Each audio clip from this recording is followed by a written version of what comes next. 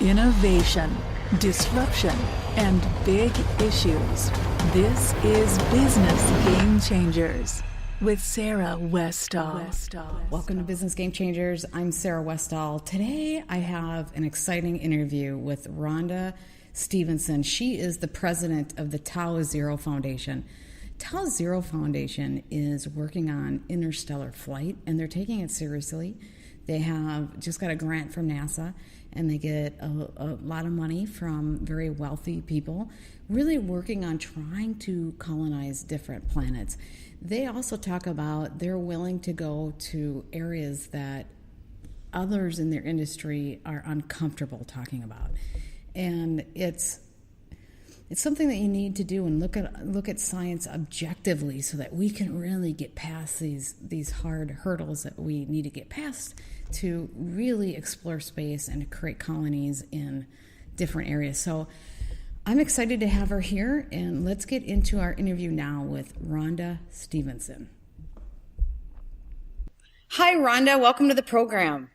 Hi, thank you for having me. Yeah, excellent that you joined. I know that what you represent is so interesting to so many people. So we have a lot of questions, and hopefully you'll be able to answer most of them. Let's start with your foundation's tagline. Your foundation's tagline says pioneering interstellar flight. What does that mean? Well, there's pioneers in any new endeavor, and we're seeking to pioneer the science and technology that goes into the breakthrough propulsion and physics necessary to make interstellar travel possible. So, where do you feel that you are with that?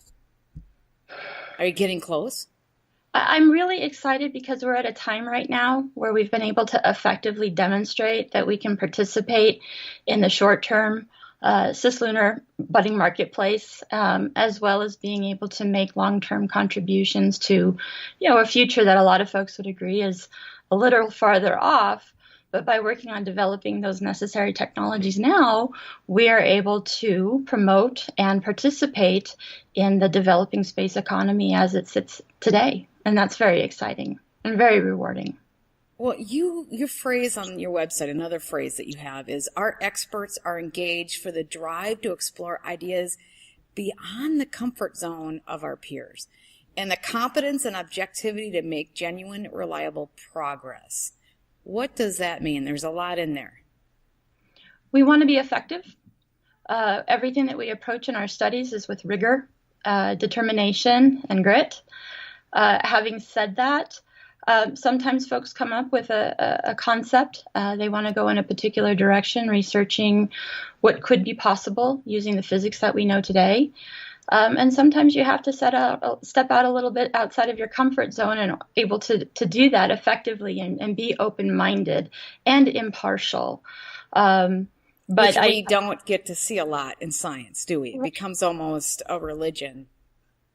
I would say that if we had to cite any faith when it comes to this approach, it would be scientific rigor. Have you taken any time and looked at the electric universe theories? Because it's way out of most scientists' comfort zones, way out there.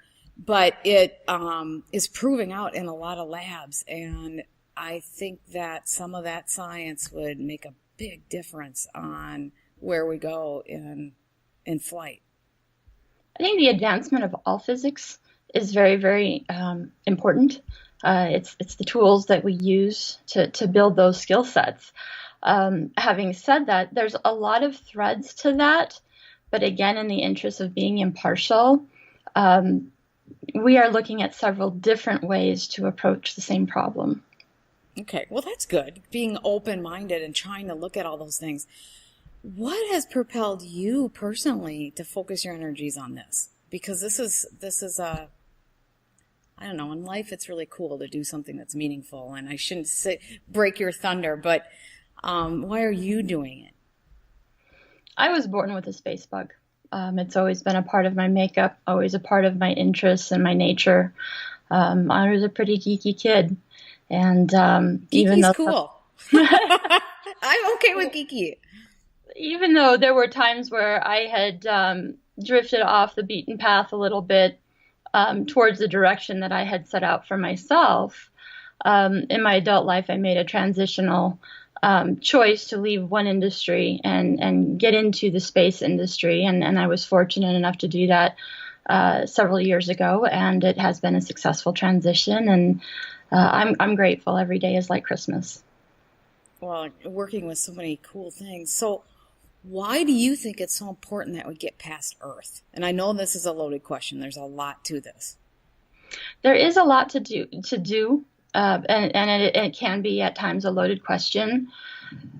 Science and discovery have driven the human race for all time. I mean, we are explorers inherently.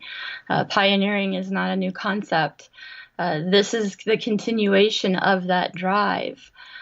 Beyond that, we have finite resources, and that is going to become a concern. And as the population increases, it becomes a larger concern.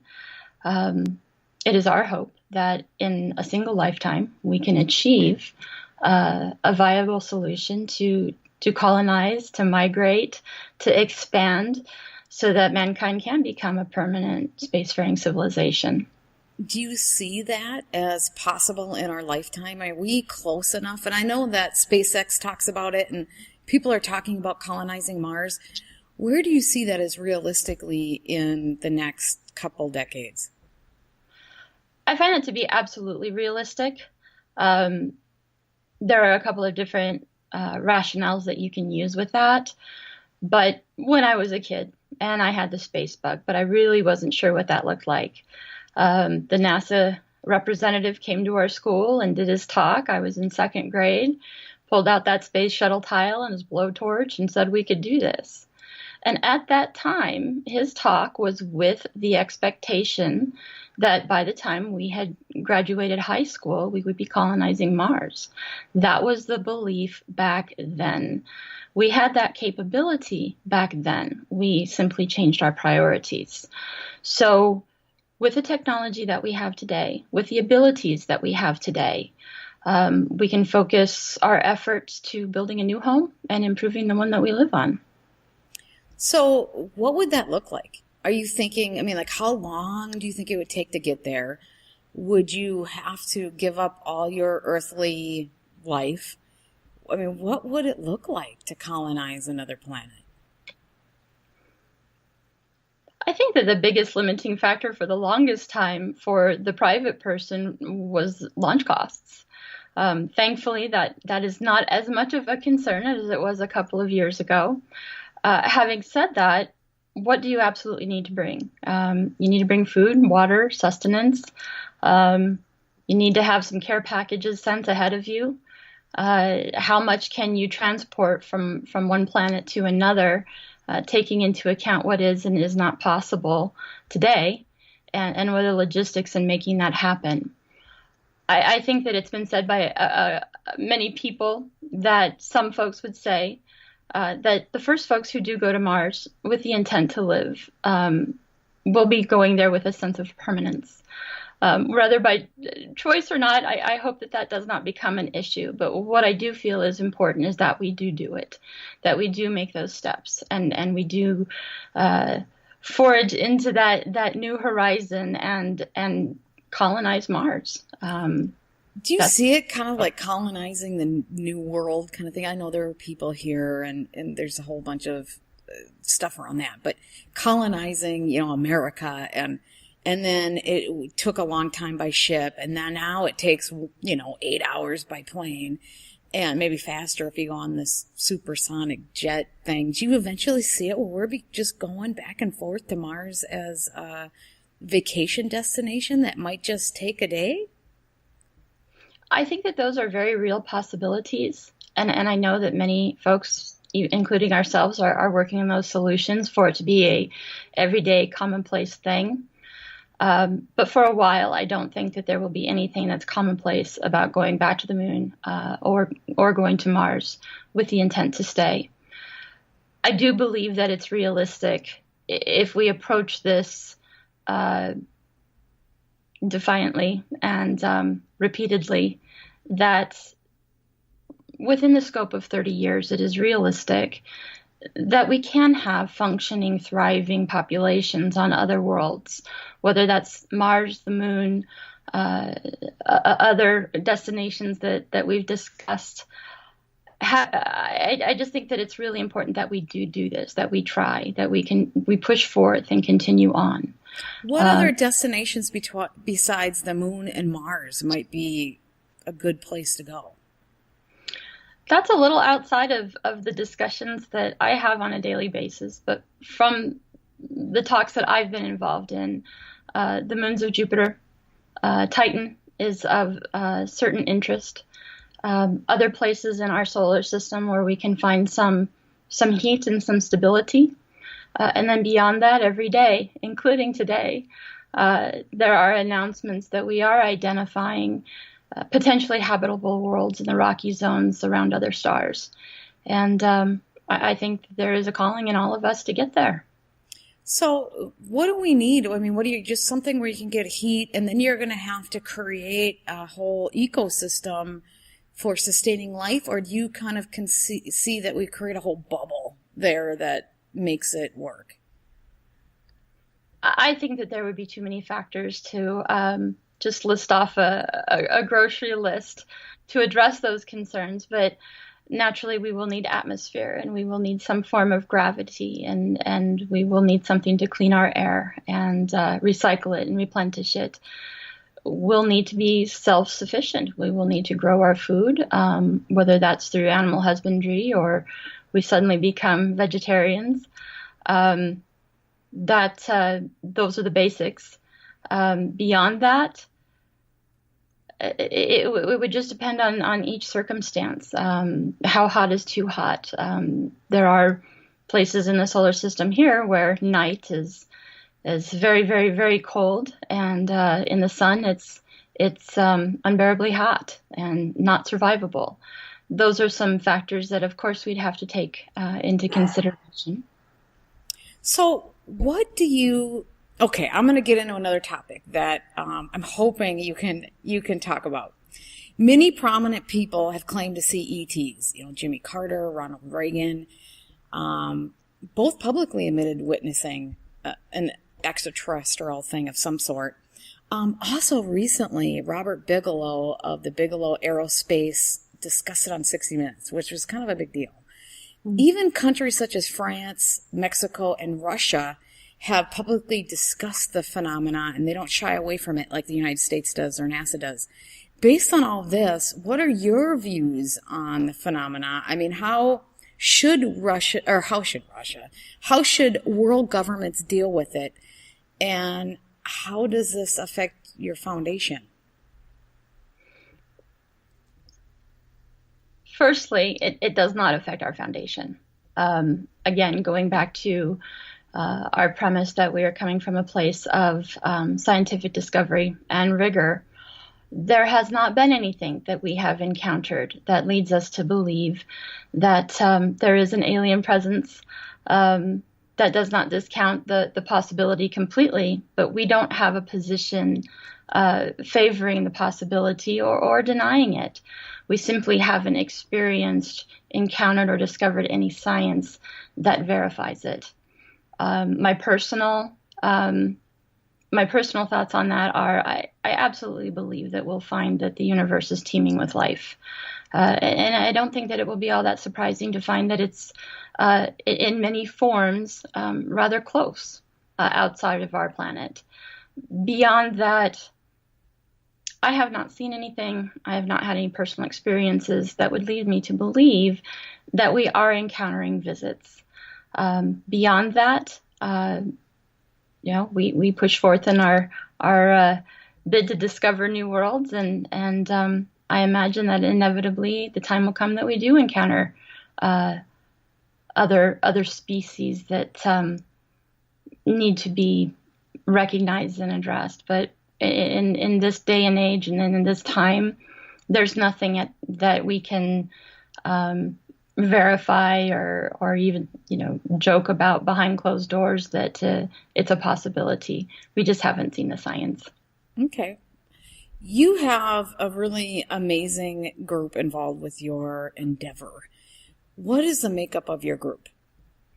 They are philosophers, artists, writers, scientists, inventors. We are exceptionally lucky and fortunate to have the collective group that we have. Paul Gilster, as an author, and his work with Centauri Dreams reaches so many people and appeals to folks who are interested in things beyond the solar system and the physics and the science that is involved. We have our board chairman, Jeff Greason, who is a serial inventor, and he's been a fantastic leader for our foundation. We are so excited to have him. Our chief strategist is Andy Aldrin, and he is helping us continue on in a very specific direction to have these things come to pass. Rod Pyle, the author, is fantastic in helping us keep our cultural connections realistic and relatable, as it stands with the folks who aren't directly involved in those types of studies.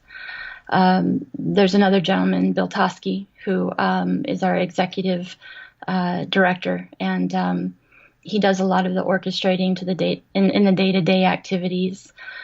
We have several subject matter experts, and the list continues to grow. And beyond that, there are so many folks that we're partnered with in other interstellar organizations that we have very strong friendships with, and based on very solid foundations. And the two most prominent at this time are the Tennessee Valley Interstellar Workshop, which is having their symposium in October, and we're very much looking forward to that. And Icarus Interstellar. But there are other supporters as well. We've recently entered into an MOU with United Launch Alliance and some other companies of that ilk. So the whole community is coming together in support of these larger concepts of how to get there faster, how to go farther, and now how can we do it in a single lifetime? What are the steps that we need to take to have that come to pass? How do we step out of our comfort zone to make those things come to pass? And I also think that Dr. Aldrin had made a very interesting observation in one of our board meetings.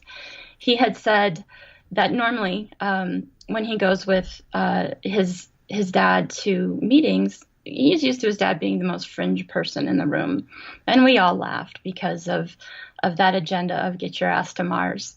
Having been aware of that, Dr. Aldrin had said basically he was in a room with some high-level folks looking to invest into space activities. And he had said that because of the discoveries of planets in the rocky and potentially habitable zones around other stars, all of a sudden, that talk about getting to Mars was not fringe. It was not impossible. In fact, it was almost uninteresting because everyone in that room at the time was more focused and more interested in how do we get to another planet? How do we get to another star? How can we achieve that in a single lifetime or sooner? And how can we find the economic resources to ensure that does indeed happen? Is there a lot of support for it? Are you seeing more and more support for it? Like, is the government working with you? Is NASA working with you? Other companies like SpaceX and Bigelow Aerospace, those kinds of people? NASA is absolutely supporting us. And a specific thank you to them, as we have been awarded a NASA grant to specifically review what are the interstellar capabilities and possibilities at this time in an impartial and objective manner. So yes, absolutely, NASA is interested. Beyond that, I think that a lot of folks get excited about the idea that we are identifying habitable places out there. We all realize that the distance is a bit daunting. It could kill your motivation a little bit, but at the same time, I also am finding that there is this sense of inevitability, whereas before it was a 20 to 30 year off in the future musing type of discussion. Now it's being taken seriously. Now there are many, many organizations out there and businesses and scientists looking to discover ways that we can get there faster and ways to be sustainable when we do it, and what the human factors are and what the consequences could be. I do believe that in the last, I'd say 2 years, that whole movement has become more mainstream and as I said, accepted as an inevitability. Well, you talk about fringe. What is fringe? What is the edge of what scientists are starting to talk about and willing to talk about? I think that a lot of times, and this is just an opinion, that when you talk about fringe, it means to imply the unknown. But oftentimes it is also thought to be absurd. We're not interested in the absurdities. We are interested in the possibilities. Taking a second and third and fourth look at some of our scientific approaches can be used as a model or a compass on which direction we should go and which ones to avoid. But I don't think that there's a lot of conversation about what is fringe. We can laugh and joke about some of the stereotypes. That wouldn't be appropriate for this conversation. Having said that, though, at this time, with the things that we're looking into, being led by Jeff Greason and others, there really isn't anything that is necessarily fringe anymore. There are no impossibilities with the way that we're taking our approach. As long as you see some kind of validity to it or see some science, you'll look at it and you'll dive in and try to take it seriously, because otherwise it's going to hold you back, right? What you're trying to get accomplished if you won't take an open mind at different things. I think that's absolutely true, but that also comes with the decision and the quality of being disruptive. As we all know, the definition of insanity is doing the same thing over and over again and expecting, a different result. And in being disruptive and in instigating different practices or different approaches, that is one way that scientists are approaching these issues and these problems that we all feel are solvable. It's just a matter of how and when, and as always, inevitably, these discussions on how to start with the small projects that build into larger projects that build into missions, it all comes back to funding. Everything about the initiation of these activities are solely dependent in a lot of ways on funding. Now, that does not mean that at some point when you do get the funding and you are in the pursuit of scientific discovery, that you don't find some scientific and mathematical roadblocks. Those absolutely do exist. But in practice and in methodically continuing to push forth, I would say that inevitably it becomes a financial issue rather than a what is possible issue. What are you doing to try to get past some of those financial hurdles? Are you looking for government money? Are you looking for private money? I mean, how is that gonna, I'm sure you're always trying to figure this out, like everybody but what are you currently trying to do? We are always looking for additional funding. There is an unlimited amount of science and discovery that we would like to put our hands to. We are limited financially, but again, that's universal across the board with most of the space community organizations. Having said, we're a 501c3. We're a nonprofit for science that is not an educational institution. So it gives us a few more opportunities that perhaps might not otherwise be available. It It still stands that our number one funding platform is philanthropy. There are SBIRs and NASA grants and other types of grants that we are absolutely pursuing. And some of those are new. We are engaged in some projects where we are soliciting the Department of Energy, and we're very excited about that.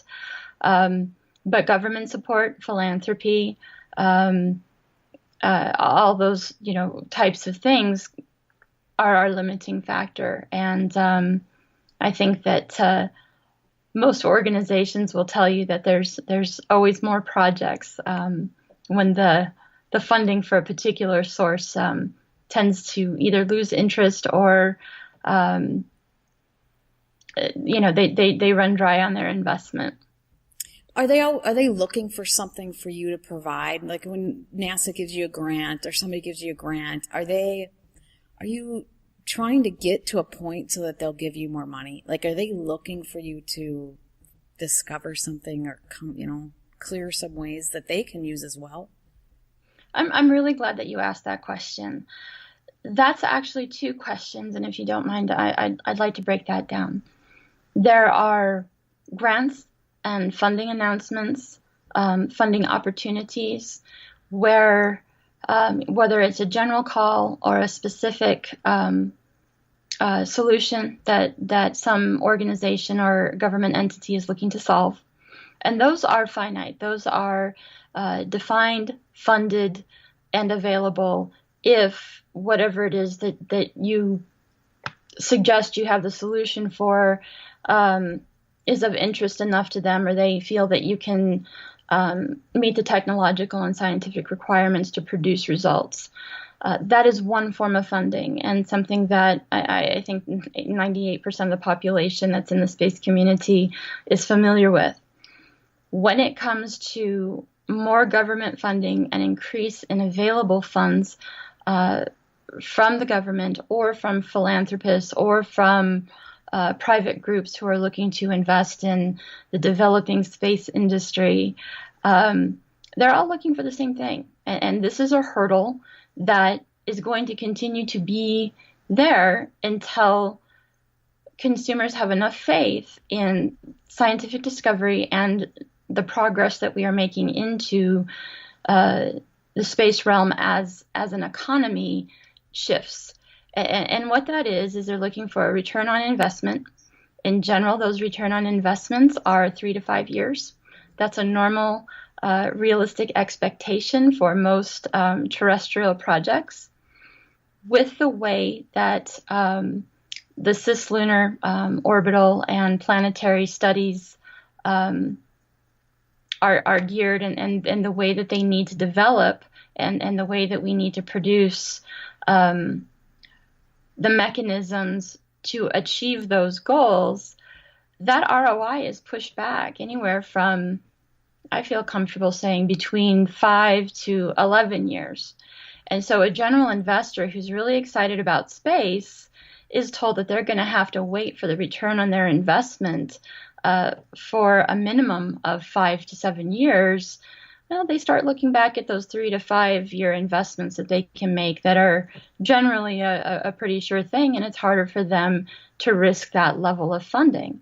But that is precisely the level of funding that the space community needs to get over that hump, because once we do, then that industry will blossom in a way that the 3 to 5 year ROI is absolutely realistic and achievable. But we have to implement the infrastructure first. We have to get past the 3 to 5 and look at the 5 to 7. Or longer, potentially. Depends on what the goals are. But 3 to 5, the only place that is a very viable, rational conversation are missions that are already planned and in the orbital realm from LEO to GEO. So why haven't we gone back to the moon or done...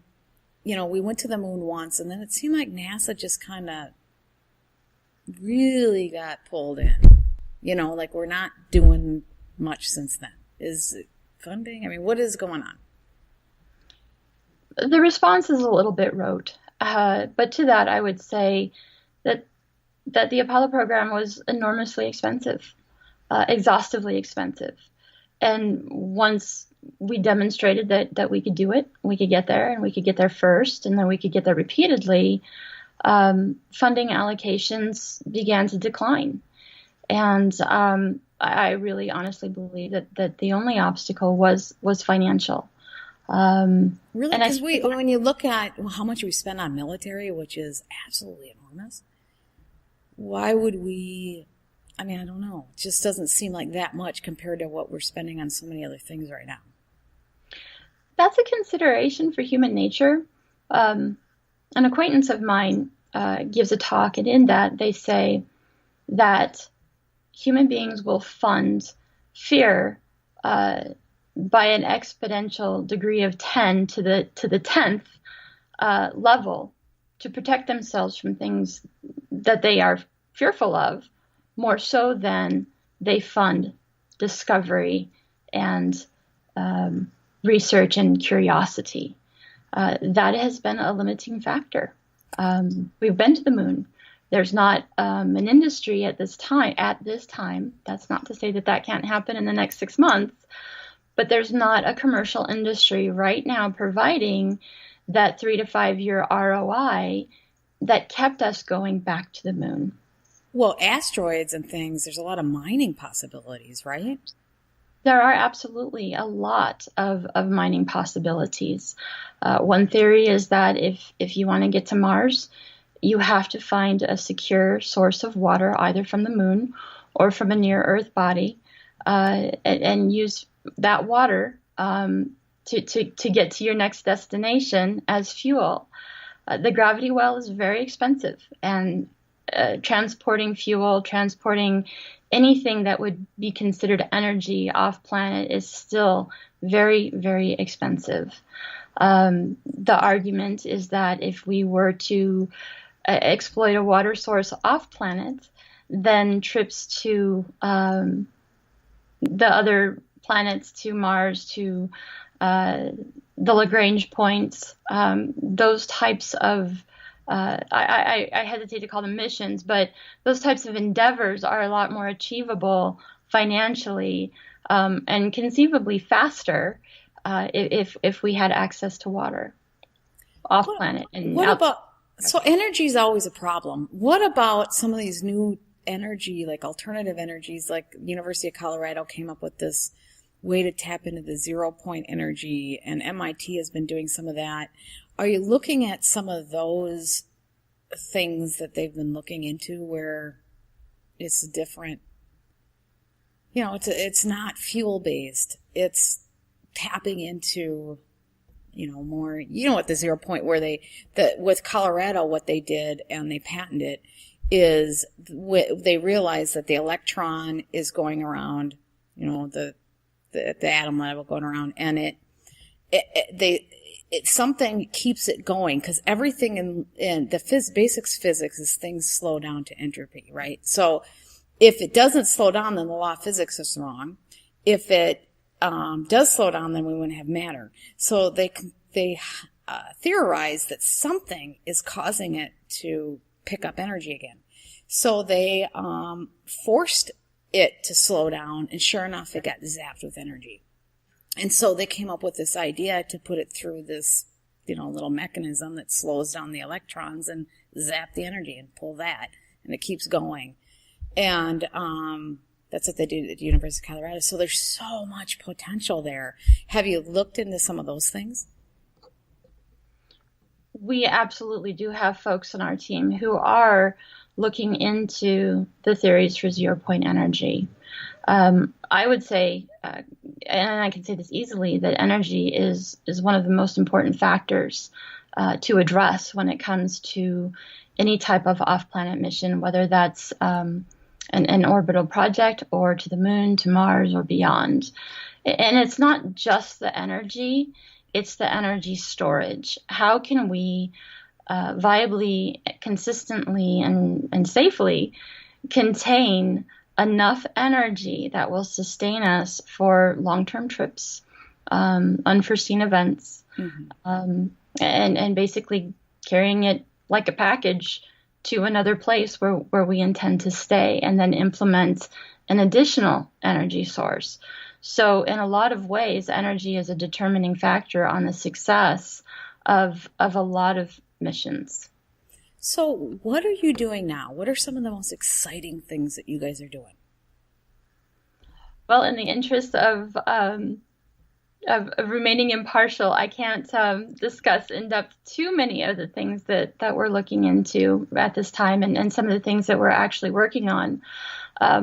Is it top secret? Is it not? Or you just don't want to? Why not? Projects come in phases, and when you are in the beginning phases, you tend to be a bit conservative until you receive your funding and the edification that you are on a discernible path to success. Oh, okay. You don't want to set yourself up to look like fools, or say you're doing something where you don't get the funding or something like that. Well, it's not necessarily that. It's that because of the role that the Tau Zero Foundation has stepped up to take, we must remain impartial with the things that we discuss. We do have interest within our organization that we are cultivating, and we do have projects that we are actually in the process of executing right now. And one of those that I can discuss is we are looking for an energy solution. Hold on a second. Can you repeat that? Sure. We are exploring an energy storage solution. We do have our phase 1 project in action, and we do hope that this method, this way of containing energy densely and safely, could be the answer to some energy storage solutions. How do you see that as affecting industry? I mean, it could be, when you come up with something, it could really help a lot of other areas. Energy storage is, I think, one of the single most important industrial concerns, either terrestrially or anything off planet. In order to have successful missions in space, at some point we need some form of energy, whether that's to go to the moon or to Mars and we need propellant, or to run our systems while we're up there. It's often discussed about, larger space stations and habitats and the sustainability of those habitats. And those are wonderful, necessary things, but what will power them? How will we store our energy? How will we make sure that that's safe? In space, it's crucial because it's a component financially. Terrestrially, bringing energy solutions to our planet globally, it's obvious we're going to be able to improve the quality of life for so many. Our impact and our footprint will become significantly less. And then hopefully, too, it will free up a lot of money spent on energy for other things like exploration and pioneering. Okay, so what other interesting thing are you working on? You got to give us something. Because this is the coolest stuff going on. So what are you doing? Another project that I can't get into the details too much of, but it's energy related in that the problem or the question to be asked is, how do we get from here to there faster? And if we were able to get a jump start on our mission to going faster, are there things that we could capture from our environment to escalate our speeds to get there even faster? And what does that look like? But then again, that becomes a concern of physics, because once you get going and you're on your way, that's great. But eventually you're going to have to slow down. You're going to have to stop, most likely turn, land, change course. So those are a lot of factors of, it's great to get going very fast in a straight line, but then how do we change that? And that's one of the things that we're working on right now. Yeah, I suppose it's not just going fast, but now you got to stop. How do you stop? Right. And then did you take enough energy with you, or is there enough energy in your environment available so that you can do those things? I mean, if you get out there, great, but can you get back home? And that's why many of the initial missions will be robotic, will be probes, for that very reason. So how long will it take us now to get to Mars based on what we think we have? Depending on the orbital cycles between the Earth and Mars, I believe the absolute shortest time possible at this time is 9 months. And I believe the longer duration, I can't remember the exact figures on that, but I believe it was 2.8 years at the farthest point. Well, I mean, you think about it, it took us, 3 months by ship to go from England to the United States. So it's getting down there. It is getting down there. Again, it's a question of sustainability. If we're very excited, we will have no less than 4 human spaceflight programs in the next 4 to 7 years. We are pushing forth, and we are going to go there, and we are going to do these things. But part of the considerations of the human factors is, what are they going to eat? How are they going to breathe air? And how do you keep someone occupied that's on a minimum of a let's just say 4-year round trip to there and back again safely? Well, if it's 9 months, I'm going out the most optimistic. 18 months back and forth, you could stay there for a couple years. It'd be like how long it takes to go to college. It's not that bad, right? I mean, we're starting to get when you think about the trips that people used to take to England or America in the early days, they would plan a good year out of their life. So we're starting to approach that. Absolutely, we are starting to approach that. And I think that that's one of the reasons why these farther missions as concepts are beginning to become taken more seriously and entering into the realm of fundability. We're ready as a civilization with that pioneering mindset and the need for discovery, the things that drive us. I think that in general, folks are accepting that this at some point will become an inevitability. To expedite that, however, again, the folks who go first will be the pioneers.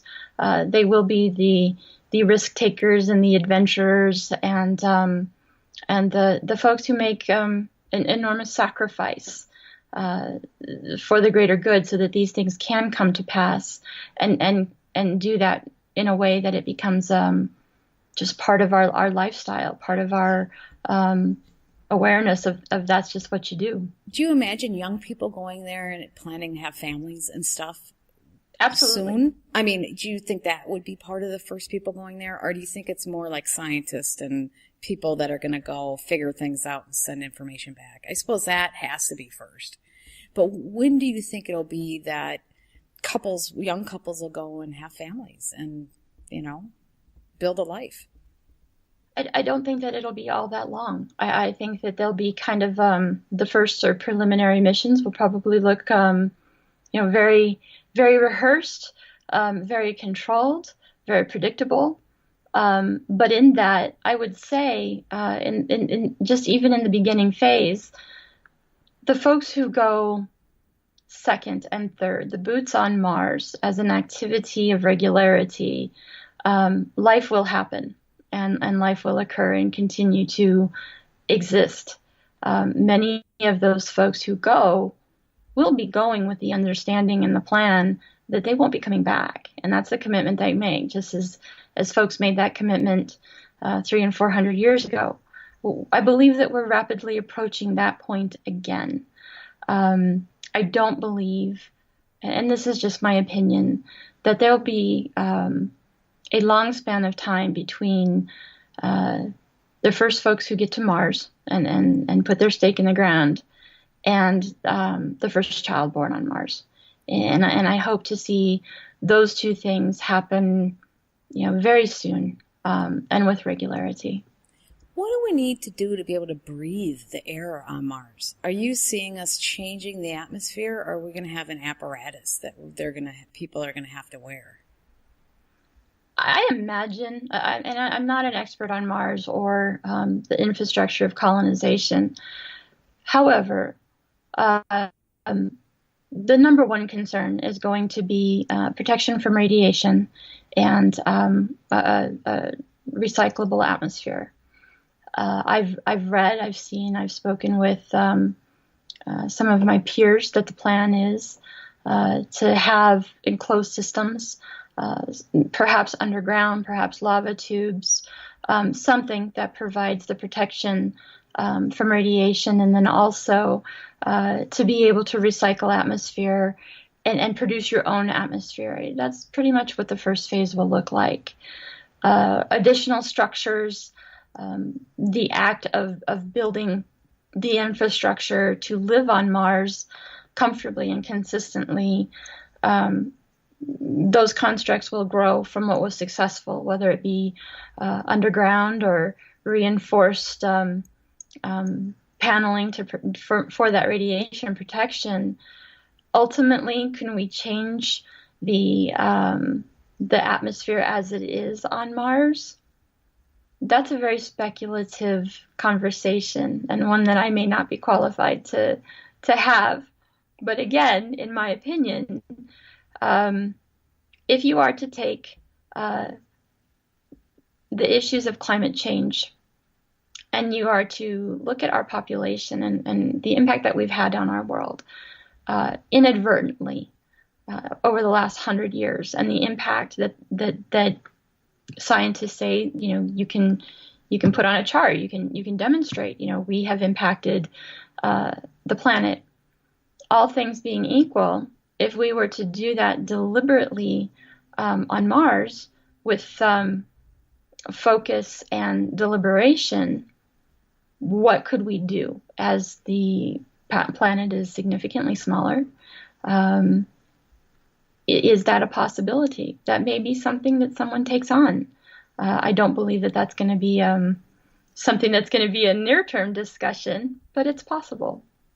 Well, in other areas, other rock, that you're finding other habitable planets, maybe they might be easier atmospheres to change. Or is it even possible to find, I suppose anything's possible, but are you thinking that maybe there is a planet out there or a body out there, a moon, that has an atmosphere already that's close to ours? We don't have a clear idea of what we're going to find. However, we have been able to identify atmospheres on exoplanets, and that was very, very exciting. We're getting better at being able to say definitively whether there's water content in the atmosphere of those planets, and we will get closer to that particular question in the very near term. Having said that, I don't believe that it's necessarily random. The elements of our makeup are the elements of our makeup. I believe that it's absolutely possible to find another planet just like Earth. It's absolutely possible to find an atmosphere similar to ours. Maybe it has gravity, maybe it's warm enough, but and maybe there's not enough nitrogen in that atmosphere, or too much oxygen, or too much carbon dioxide. There are so many variables, it's difficult to predict. But ultimately, do I feel that it's realistic to find something that's close enough? Absolutely, I do. That's really exciting. It'll be really fun to see how this develops and to see where you guys go.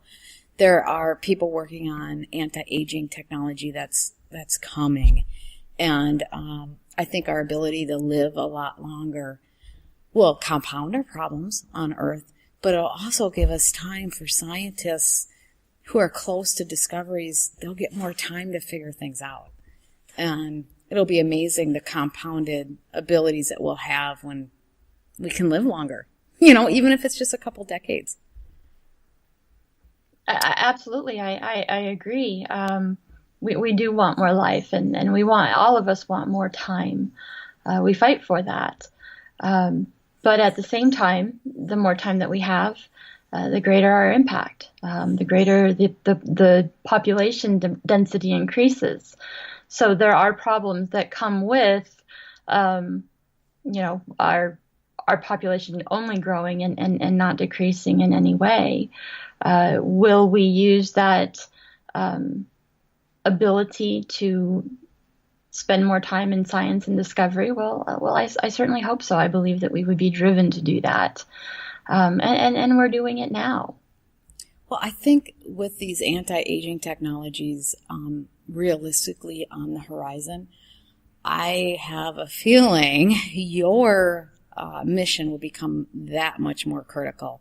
It's just the timing of it, and it's something that we really need to seriously look at. Because if aging, you just can't, I don't know how we're going to deal with the population issues and some of these other issues without, working on what you're working on. I absolutely agree with you. I believe that moving into space, developing our space environment, and colonization are obvious solutions for a problem that's going to escalate rapidly, logarithmically. Yeah, very quickly. It will be like, oh my God, what are we going to do? Right. Yeah. How do you find clean water for 10 billion people? Exactly. Suddenly we really got some serious issues, and it could get ugly too. Your brain can go kind of crazy thinking about some of those things. Okay. So how can people learn more about you, your work, the Tau Zero Foundation? Where do they go? The Tau Zero Foundation's website is at tauzero.arrow. As I said, we are also co-hosting an event in October called the Tennessee Valley Interstellar Workshop Symposium, and that's being held in Huntsville, Tennessee. And it's a welcoming, warm workshop to address a lot of the topics that we've covered today. And we also have quite a following through social media. We have our fan pages on Facebook, and we're also on LinkedIn. And we continue to do outreach projects. We've recently integrated a program where we help women and non-traditional students return to school. Oh, excellent.